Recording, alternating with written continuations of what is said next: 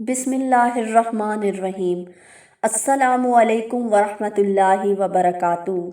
ناظرین، صبح سویرے اٹھ کر ہمیں کون سے کام کرنے چاہیے، آج میں وہ آپ کے ساتھ شیئر کرنے جا رہی ہوں۔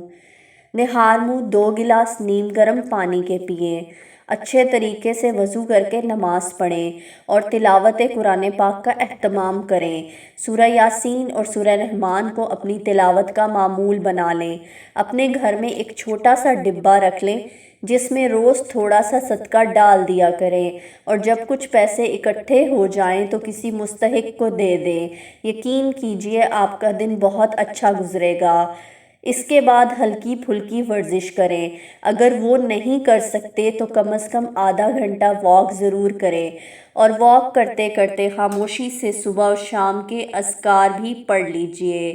اس کے بعد ناظرین، آپ نہا لیں۔ اگر گرمیاں ہیں تو نہا لیں، اور اگر سردیاں ہیں تو یہ آپ پر ڈیپینڈ کرتا ہے کہ آپ نہانا چاہتے ہیں یا نہیں۔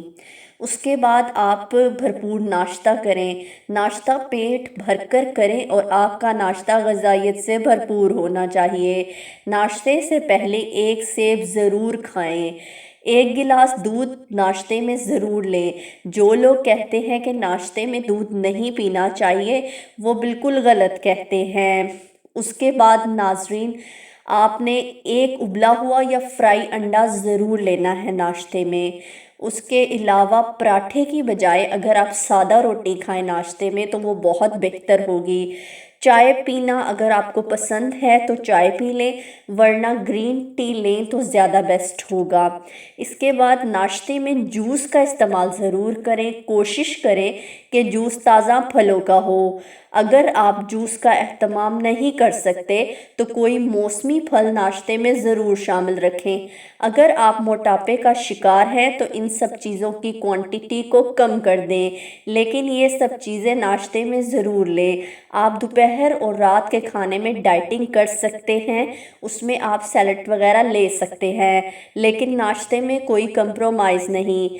آپ باشعور اور پڑھے لکھے ہیں، آپ تسلی کر لیں کہ آپ کے ناشتے میں protein, vitamin, calcium, magnesium, carbohydrates پر مشتمل غذائیں شامل ہیں یا نہیں۔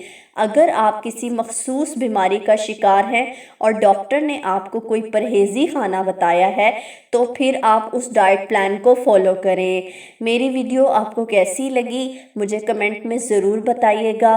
Please subscribe my channel and like and share my videos. اگلی ویڈیو تک کے لیے اللہ حافظ۔